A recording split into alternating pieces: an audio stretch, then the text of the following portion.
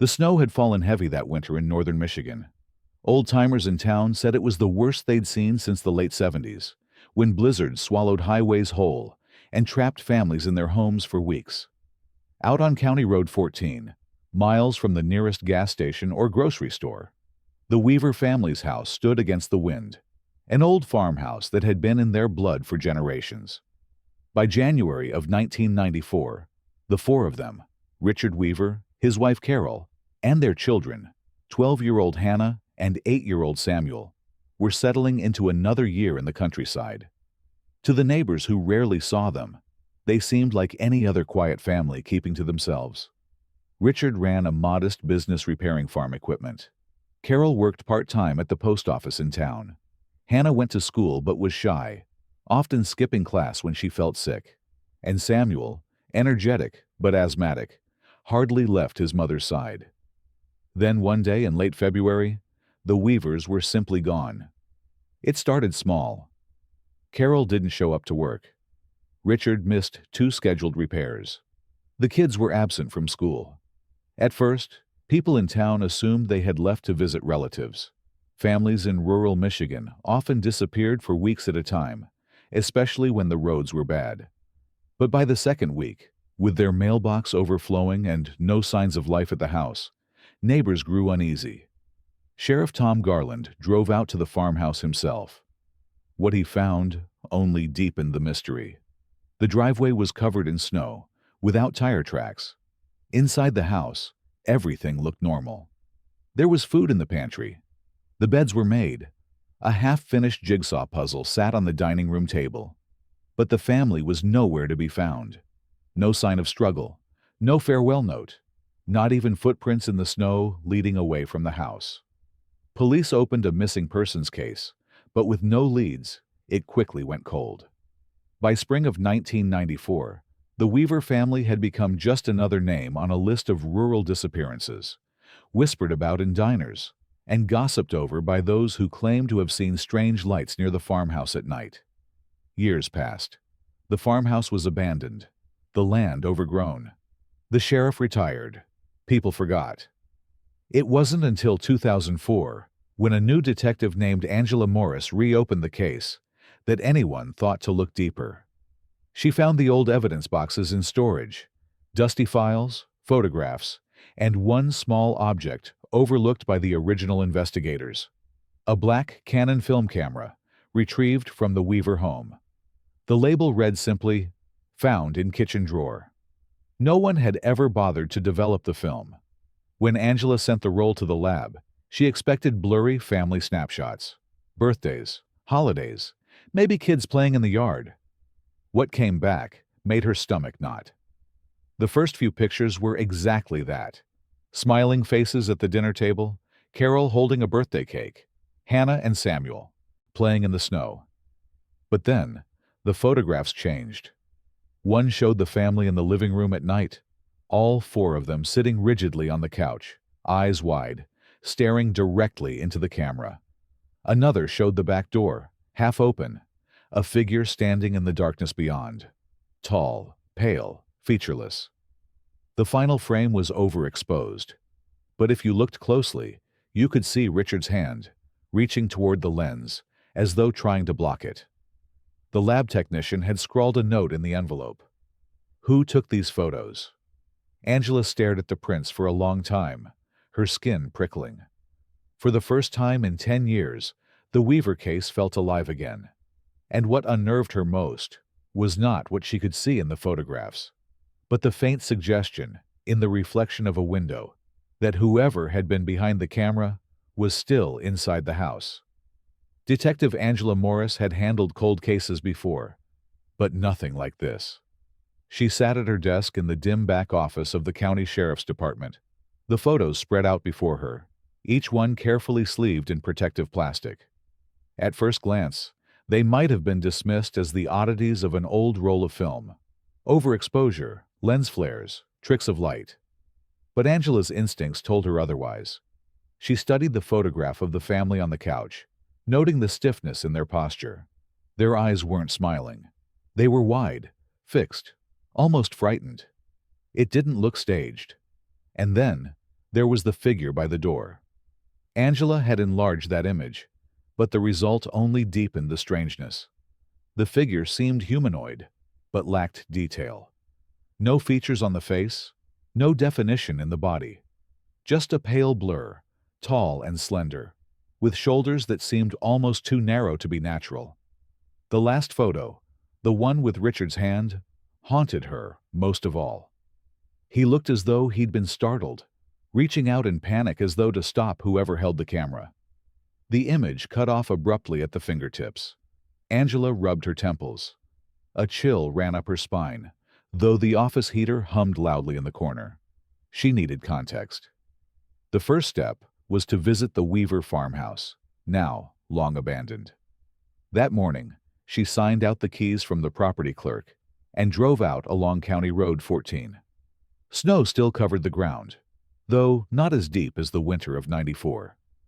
The drive was quiet, the kind of rural silence broken only by the crunch of her tires.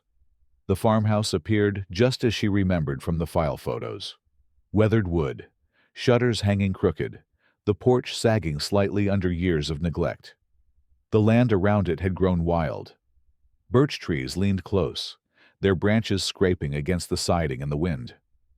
Angela parked at the edge of the drive and stepped out, the cold biting her cheeks. She unlocked the front door and pushed it open, the hinges groaning. Inside, the air smelled of dust and old wood. The rooms were exactly as the sheriff had described in his 1994 notes. Furniture in place, dishes stacked in the cupboards, a jigsaw puzzle frozen mid-game on the table. It felt like a family had simply stepped outside and never returned. Angela wandered through, her boots creaking against the floorboards. She paused at the kitchen drawer where the camera had been found. Empty now. She could almost picture Carol opening it, stashing the camera away. She moved into the living room, holding up the photo of the family on the couch. She studied the wall paneling, the old curtains. It was the same spot. She could almost imagine them sitting there, staring in fear at whoever held the camera. The silence pressed in. Angela turned suddenly, half expecting someone to be standing behind her. The house was empty, but the feeling remained, a weight in the air, as though the walls themselves remembered. She forced herself to keep moving, checking upstairs bedrooms. Hannah's room still had faded posters on the wall. A shelf of dolls collected dust. Samuel's room had toy trucks scattered on the floor. Both rooms looked untouched, as though waiting for the children to return. In the master bedroom, Angela found something strange. The closet door had a jagged scratch along the wood, deep enough to splinter. Inside the closet, shoved behind a box of clothes, she discovered a strip of torn fabric. It looked like it had been ripped hastily, the edge frayed. She bagged it for evidence. Back downstairs, Angela stood in the living room again. The late afternoon sun slanted through the windows, throwing long shadows across the floor. She glanced once more at the photo of the back door. The same door now stood before her, slightly warped from years of weather. She stepped closer. For a moment, she thought she saw something move in the reflection of the glass pane. A faint, pale shape, like the one in the photograph. Her breath caught. She blinked. Nothing there. Just her own reflection staring back. Angela backed away and left the farmhouse, locking the door behind her. That night, she laid the photographs out once more in her apartment. She studied the faces of the Weavers, their wide eyes, the suggestion of terror caught forever on film. For the first time since reopening the case, Angela realized something she hadn't dared consider. The Weavers might not have simply vanished. They might have been taken, and whatever had taken them might not have been human.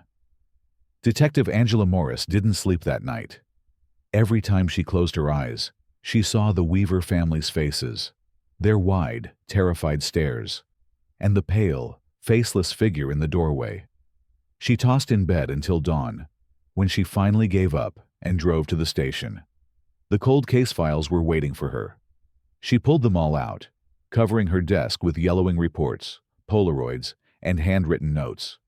Sheriff Tom Garland's statements from 1994 were brief, almost careless. He'd described the farmhouse as clean, orderly, no signs of forced entry or foul play. He'd suggested the Weavers might have skipped town due to financial strain or family troubles. But Angela knew better. She found a receipt tucked into the file, dated February 20th, 1994. It was from a local hardware store, showing that Richard Weaver had purchased a heavy-duty padlock and a length of chain just days before the disappearance. That wasn't the move of a man planning to run away. That was the move of a man trying to keep something out. Angela circled the note and wrote in the margin, "What was he afraid of?" The next step was clear. She needed to talk to the people who had known the Weavers, neighbors, co-workers, anyone who might remember strange details. Her first stop was the post office in town, where Carol Weaver had worked. The building smelled of ink and cardboard, the same as it had for decades. Behind the counter stood Mrs. Dorsey, a sharp-eyed woman in her 70s who had been there since the 80s. "Carol Weaver?" Angela asked. Mrs. Dorsey pursed her lips. "Quiet woman." "Nice enough. Always tired, though. Like she didn't sleep much." She stopped showing up one day, and that Angela leaned on the counter. "Do you remember anything unusual? Anything she mentioned before the family disappeared?"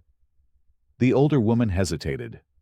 "Well, she used to come in with dark circles under her eyes. Said the kids weren't sleeping well. Nightmares. One time she told me Samuel was talking in his sleep. Said there was a man standing in his room. But when she checked, no one was there." Angela felt a cold prickling at the back of her neck. Her next stop was the Weavers' nearest neighbor, a farmer named Dale Harris. His property sat half a mile down the road from the farmhouse.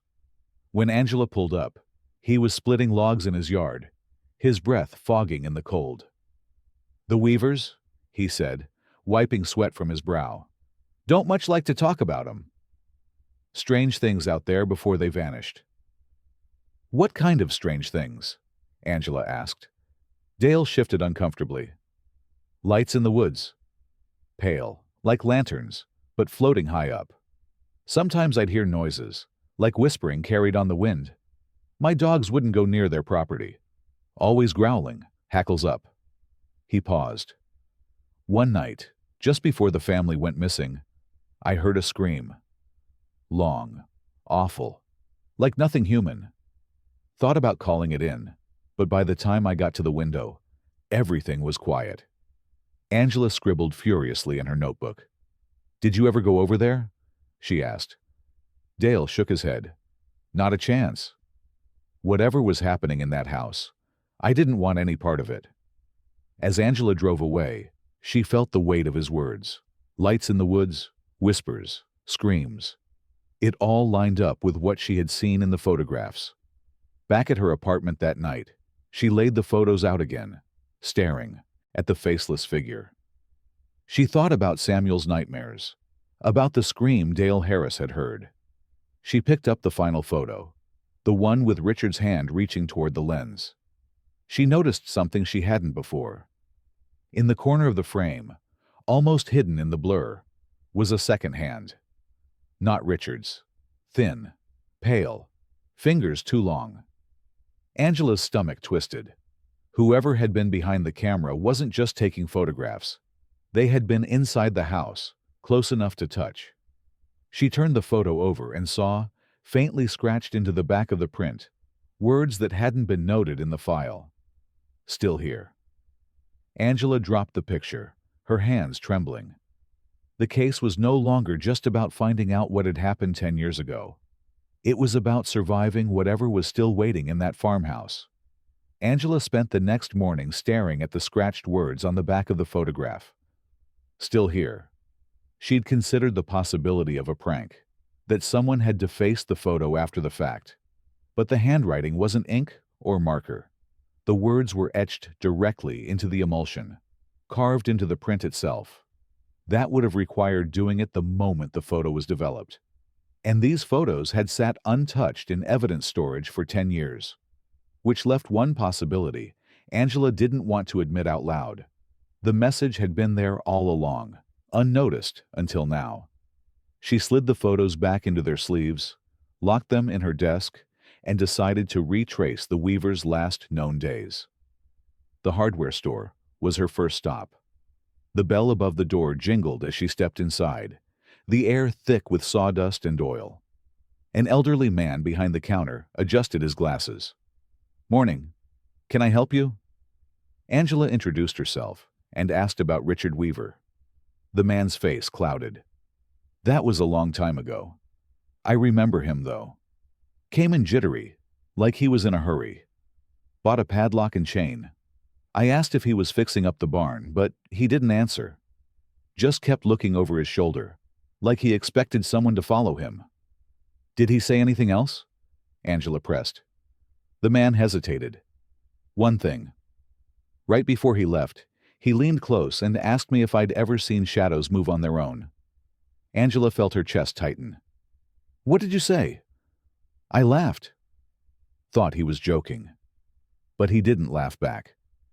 That night, Angela couldn't shake the image of Richard Weaver nervously clutching a padlock, asking strangers about moving shadows. She needed more.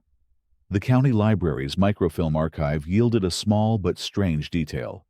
A string of reports from early 1994 about missing pets in the area. Cats, dogs, even livestock had vanished from farms along County Road 14. Owners had blamed coyotes, but one article included a quote from a woman who swore she saw a tall white shape standing at the edge of her field the night her goats went missing.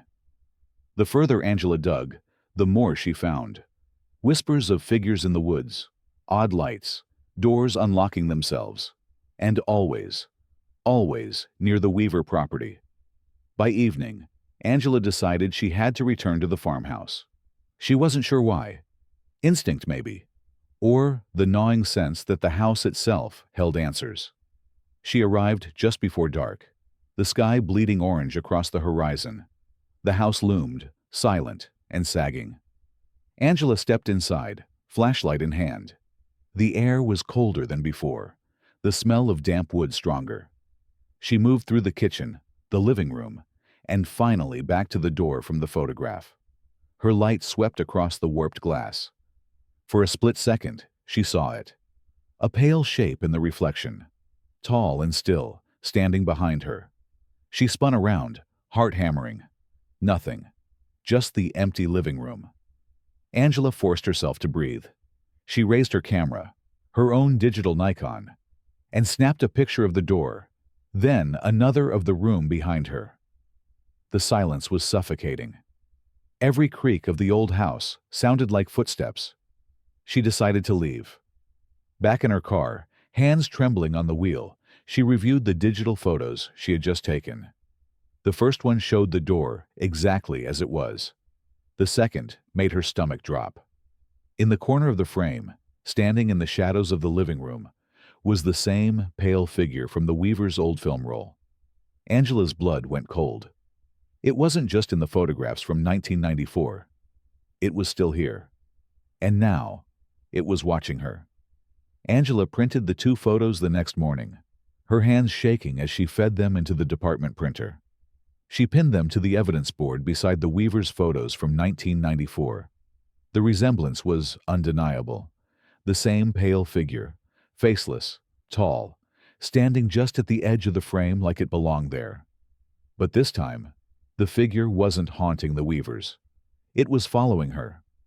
She closed the blinds on her office window, suddenly paranoid about being watched. When she showed the photos to her supervisor, Captain Rourke, he frowned. "Looks like a trick of light to me. Reflection, shadow. Something like that." "Captain," Angela said firmly, "this is the same figure from the Weaver's roll of film. It's not a coincidence. It's the same thing." 10 years later, Rourke sighed. "You're letting this case get under your skin. You've been digging too deep into ghost stories. People vanish, Detective. It doesn't mean monsters took them." Angela bit back her frustration. She knew what she'd seen. And if the department wasn't going to back her, she'd have to keep investigating alone. That evening, she tracked down Sheriff Tom Garland, now retired. His house sat at the edge of town, a modest ranch with a rusting truck in the drive. Garland himself answered the door, older but still broad-shouldered, with eyes that had seen too much. "Detective Morris," he said slowly. "I wondered when someone would come asking about that case again."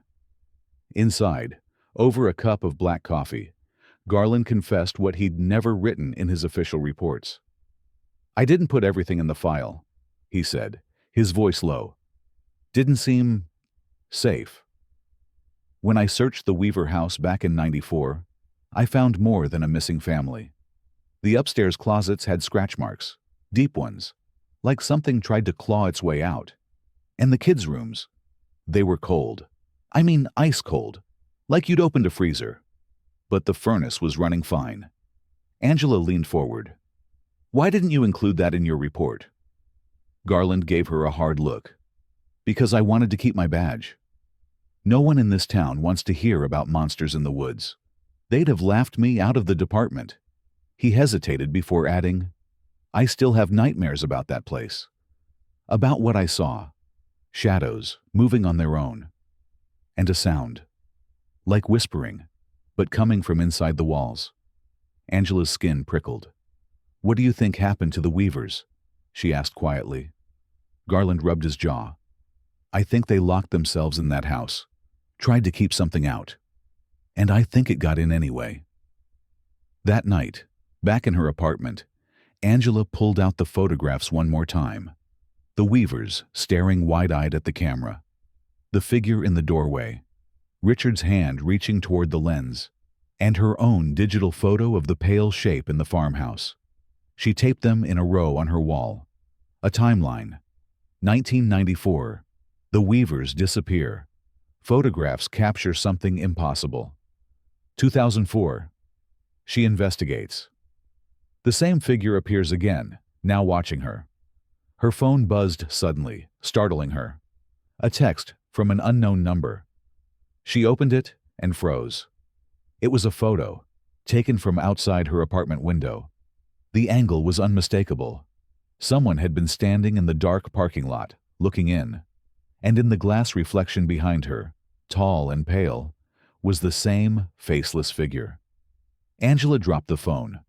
Whatever had haunted the Weavers wasn't bound to their farmhouse. It was following her now. Angela barely slept after receiving the text. She'd drawn her blinds, double-checked the locks, even shoved a chair beneath the doorknob. Still, every creak of her apartment building made her flinch. The figure in the reflection of her window had been clear, too clear to dismiss. By morning, she forced herself back into detective mode. Fear would eat her alive if she let it. She needed answers, not panic. Her first stop was the county evidence room. She requested the full box from the Weaver case, not just the photographs. The clerk hesitated.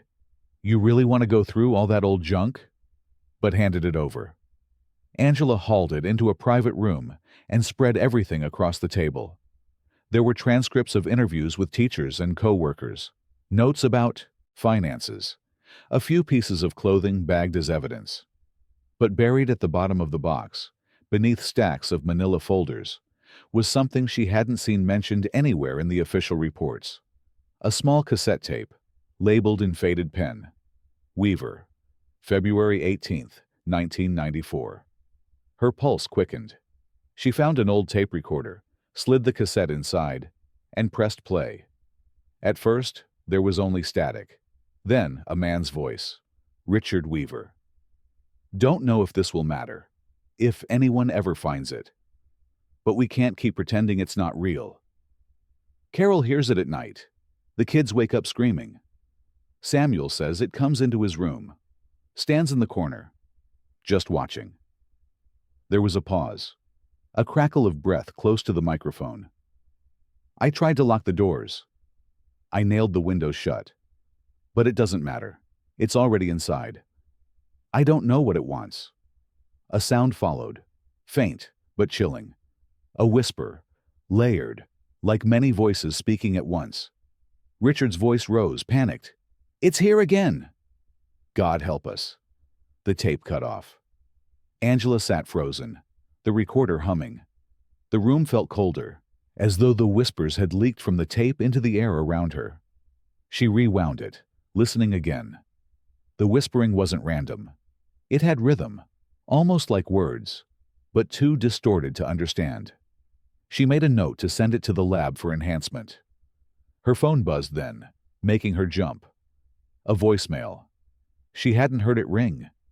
When she played it, her blood ran cold. It was the same whispering from the tape, layered voices, low and urgent. She slammed the phone down, her hands trembling. That evening, she drove back out to the farmhouse, unable to resist the pull. The sun was sinking, shadows long across the snow. She unlocked the door and stepped inside, recorder in hand. The air was colder than before, her breath visible in thin white streams. The house groaned in the wind. Angela pressed record on her digital device and spoke softly. Detective Angela Morris. February 14th, 2004. Returning to the Weaver residence. Searching for... She stopped. A whisper. Not from the recorder. From upstairs. Angela froze, heart thundering. Slowly, she raised her flashlight and began climbing the stairs. Each step creaked like a warning. At the top, the hallway stretched before her, dark and narrow. Hannah's room door stood slightly ajar. The whispering grew louder. Angela pushed the door open with her flashlight. The beam cut across the room, illuminating dust, toys, and a figure in the corner. Tall, pale, motionless. Her light flickered, just for a second, and when it steadied, the corner was empty. Angela stumbled back, nearly dropping the flashlight. Her recorder slipped from her hand and clattered to the floor, still running. She scooped it up and bolted from the house, her breath ragged in the freezing air. Back in her car, she played back the last few seconds. Her own voice, her footsteps on, the stairs, the creak of the door. And then, faint but unmistakable, another voice whispering directly into the recorder. Not layered this time. Singular. Clear. Still here. Angela's hand shook so hard she dropped the recorder again. The same words carved into the photograph. The same thing that had taken the Weavers. Now it was speaking to her. Angela played the recording again and again, hoping she'd misheard. But no matter how many times she rewound it, the whisper remained. Still here. She barely noticed the drive back to town. Her thoughts churned, replaying the image of the pale figure in Hannah's room. It hadn't moved, hadn't lunged, just stood there, watching. Somehow, that was worse. The next morning, Angela brought the cassette tape and her new digital recording to the state forensics lab. The technician, a tired-looking man named Everett, listened with headphones, brows furrowed. After several minutes, he pulled them off. "This doesn't make sense," he said slowly. "The voices on the tape. There are layers. Frequencies outside the normal human vocal range. Some too low, some too high. Almost like multiple people speaking at once, but not in any language I recognize." Angela pressed. "Can you clean it up? Make the words clearer?" Everett hesitated. "I can try. But, detective, whatever this is, it's not just static or interference. It's intentional." That word, intentional, made her stomach knot. She left the lab and drove straight to Dale Harris, the Weaver's old neighbor. He had seemed hesitant before, but Angela was desperate. Dale answered the door warily. "You again?" "Please," Angela said, holding up the photos. "You told me about lights in the woods. About whispers. Did you ever see this?" She pointed to the pale figure. Dale's face drained of color. He backed a step into the house. "Where'd you get that?" "It was in the Weaver's photographs. And now it's showing up in mine." He rubbed his temples, muttering. Finally, he said, "I saw it. Once. Just before they vanished. Thought I was losing my mind. It was standing at the edge of the field, tall, white, like it was made of fog. My dogs went crazy, barking and whining. Then one of them just dropped dead. No wounds, no reason. Heart gave out, the vet said. Angela felt her chest tighten. "What is it?" she whispered. Dale shook his head. "Don't know. Don't want to know. But whatever it is, once it sees you, it doesn't stop. That's why I never went near that farmhouse again." That night, Angela locked every window in her apartment, every door. She left the lights on, her service weapon close by. But sleep still wouldn't come. Around 3 a.m., she heard it. A faint scrape at her window, like nails on glass. Her heart pounded. Slowly, she turned her head. The blinds were closed, but the shadow behind them was unmistakable. Tall, narrow, and utterly still. Angela grabbed her gun and yanked the blinds open. Nothing. Just the dark parking lot. Her phone buzzed on the nightstand. A new photo message. With shaking hands, she opened it. It was her, Angela, standing by the window, gun in hand. The picture had been taken from inside her apartment, just a few feet behind her. She spun around, weapon raised. Empty room, but the air felt charged, heavy, and from somewhere close, so close she could feel it against her ear, came a whisper. "You see me now." Angela dropped the phone, the screen shattering on the floor. The Weaver family hadn't just vanished into thin air. Something had come for them. And now it had come for her. Angela didn't go to work the next morning. She couldn't. Her hands still shook, and every time she closed her eyes, she heard that whisper in her ear. "You see me now." She sat in her apartment with the blinds drawn, her gun on the table. Sunlight filtered weakly through the fabric, but it did nothing to ease the feeling that she was being watched. By noon, she forced herself to move. Hiding wouldn't solve anything. She gathered the photographs, the cassette tape, and her recorder, shoving them into a satchel. If she wanted answers, she had to go deeper. There was one place she hadn't searched, the Weaver's basement. The original reports mentioned nothing unusual down there, but Garland had admitted leaving details out. If Richard had been buying chains and locks, he might have been trying to secure something beneath the house. Angela drove out along County Road 14, every mile heavier than the last. The farmhouse loomed like a warning. She entered quickly, before she could change her mind, and headed straight for the basement door. The wood was splintered, the hinges rusted. She pulled it open and clicked on her flashlight. The stairs creaked as she descended. The air grew damp, heavy with the smell of mold and earth. The beam of her light swept across stone walls, shelves of old jars, stacks of firewood. Nothing unusual, until she noticed the far corner. Chains bolted into the wall, a heavy padlock still hanging open, rusted. Angela crouched, examining the marks on the floor. Deep grooves, as if something had been dragged, or had fought against the chains. Her stomach tightened. Richard hadn't been trying to keep something out. He'd been trying to keep it in. She raised her camera and snapped a photo. The flash lit the basement for a fraction of a second. And in that instant, she saw it. A figure. Tall, pale, standing against the far wall, inches from the chains. When the flash faded, the corner was empty. Angela stumbled back, her breath ragged.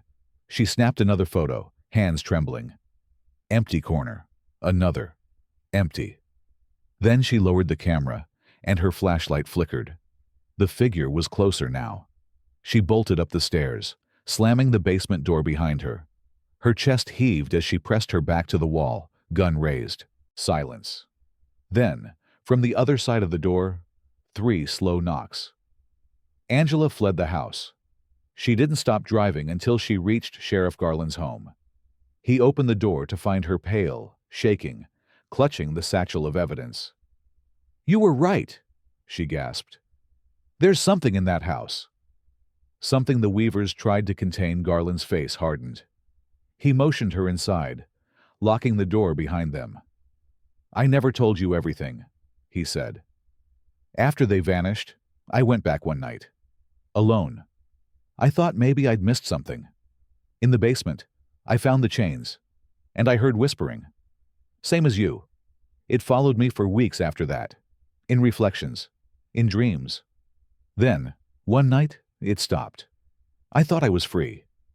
He met her eyes. "But if you've seen it now, detective, then it's not finished." Angela swallowed hard. "What does it want?" Garland's expression was grim. "It doesn't want. It waits. It watches. And when it chooses, it takes." Angela's phone buzzed again. She pulled it out, dreading what she'd see. A new message. Another photo. It showed her and Garland, sitting exactly as they were now, taken from inside the house. Angela's hand went numb as she held the phone. The photo on the screen was impossible. She and Garland, in his living room, captured from a few feet away. The angle suggested the camera had been placed just behind them, but no one else was there. Garland leaned closer, his face pale. "It's already inside." Angela's instincts screamed at her to leave, but where could she go? If it could follow her from the farmhouse, from her apartment, even here, then running meant nothing. She shoved the phone into her pocket. "There has to be a way to stop it." Garland shook his head. "I've lived with this for 10 years. You don't stop it. You endure it, until it takes you." Angela refused to accept that. "The Weavers tried to trap it. They almost managed. Maybe there's a way to finish what they started." Garland stared at her, weariness in his eyes. "You don't understand. This thing isn't bound by walls or locks. It doesn't follow rules we know. It's older than us. Smarter. It lets you think you have control. That's part of the game." Before Angela could answer, the lights flickered. Once. Twice. Then the room plunged into darkness. Angela drew her gun, her other hand fumbling for her flashlight. Garland's voice was tight. "Don't move." The beam of the flashlight cut across the room and landed on the figure. Tall, pale, standing in the far corner. Angela's chest seized. She fired. The gunshot thundered in the enclosed space. When the light steadied again, the corner was empty. Smoke curled from the barrel of her gun. Garland swore under his breath. "Bullets won't stop it." The whispering started then, low and layered, filling the house like a vibration in the walls. Angela's vision swam. Garland pressed his hands to his ears, face contorted in pain. Angela forced herself toward the door. "We have to go. Now!" They stumbled outside into the night air, breath fogging, hearts hammering. The whispering faded, but not entirely. It lingered, like an echo just beyond hearing. Angela gripped Garland's arm. "Tell me everything. You've been hiding something. What did you see 10 years ago?" He shook his head, but she pressed harder. "You said you heard whispers." "Saw shadows move. But what did you really see?" His shoulders sagged. "I saw the Weavers. For a moment, in the basement. Or what was left of them. Faces stretched, eyes black, like they weren't themselves anymore. And then they were gone. Pulled into the dark. That's why I never told anyone. Because if I admitted it was real, it would keep coming back." Angela's blood ran cold. Back in her car, she laid out the evidence. The photographs, the cassette, the new images sent to her phone. A pattern was forming, though she didn't want to admit it. The figure never appeared in full light.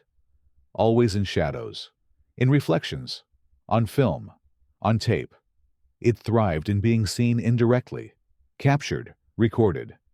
Which meant the Weaver's old camera hadn't just been a witness. It had been a doorway. Angela whispered to herself, "It doesn't just show up in photographs. It lives in them." Her phone buzzed again. Another photo. She opened it slowly, dread sinking like a stone in her chest. It was her, Angela, sitting in the car, staring down at her phone. Taken just seconds earlier. She dropped the phone onto the seat, heart pounding. She hadn't heard the shudder, hadn't seen a flash. The whisper came then, soft and close, though the car was empty. Next, Angela gripped the steering wheel until her knuckles went white. The Weavers hadn't just been taken. They'd been claimed. And now, it was her turn. Angela didn't sleep that night. She sat in her car outside Garland's house with the satchel of evidence in her lap, the photographs spread across the passenger seat. Every few minutes she checked the rearview mirror, half expecting to see the pale figure staring back. The whispers had faded, but not gone. They hovered at the edge of hearing, taunting her with fragments of words she couldn't quite understand. By dawn, she made her choice. If the Weaver's camera was a doorway, then maybe it could also be a weapon. She drove back to the farmhouse, ignoring Garland's protests when he called her phone. "You'll die in there," he warned. Angela only answered, "Then, at least I'll know why." The house seemed almost to breathe as she entered. Dust motes floated in shafts of weak light. The walls groaned as though they were tired of holding secrets. She set up her camera on the kitchen table, the same one from which she'd first developed the old film. She loaded a roll of black and white film and lifted it to her eye. The viewfinder revealed nothing unusual. Empty walls, empty halls. But when she took the first photo and shook it loose from the instant develop cartridge, the image showed the figure in the corner, closer than before. Her heart thudded. She snapped another. Now it was at the doorway. Another. It stood at the edge of the table. Angela's breath trembled. She forced herself to take one more. This time, the photograph revealed not the figure, but the Weavers. All of them. Faces twisted in silent screams, hands reaching out as if from behind a pane of glass. Angela nearly dropped the photo. "My God!" The air grew colder. The whispers turned into voices, overlapping, pleading. "Help us!" She understood then. The Weavers weren't simply dead. They were trapped, caught inside the same prison that the figure used to move between photographs, between recordings. Angela steadied herself. She aimed the camera directly at the basement door and took another photo. The door appeared to bulge in the image, warped, as if something on the other side pressed against it. Her fingers shook, but she kept going. Each photograph pulled the figure closer, as though the act of capturing it forced it to reveal itself. When she reached the last frame of the film, she hesitated. She could feel it now, standing behind her. The air grew thick, suffocating. She snapped the final photo. The camera clicked. For a moment, everything was silent. Then the photographs scattered across the table began to curl and blacken at the edges, burning without flame. The whispers rose into a scream, and the house shook as if something inside it was being torn apart. Angela covered her face, choking on the acrid air. When it stopped, the silence was absolute. She opened her eyes. The photographs were gone. Every one. Only ash remained. Her camera sat dead on the table, film spent. And the figure was nowhere. Angela staggered out of the farmhouse into the gray morning light. For the first time in weeks, the world felt still. Garland met her at the edge of the road, eyes wide when he saw her. "What happened?" Angela shook her head, her voice raw. I set them free." He looked past her, toward the farmhouse. "And it?" She glanced back. The house stood silent, empty. She wanted to believe it was over, that whatever force had taken the Weavers was destroyed, or at least sealed away with the last of the photographs. But deep down, she knew better. It wasn't gone. It was waiting. 2 weeks later, Angela turned in her resignation. She packed her apartment, left the city, and moved far from the county where the Weavers once lived. She never touched another camera.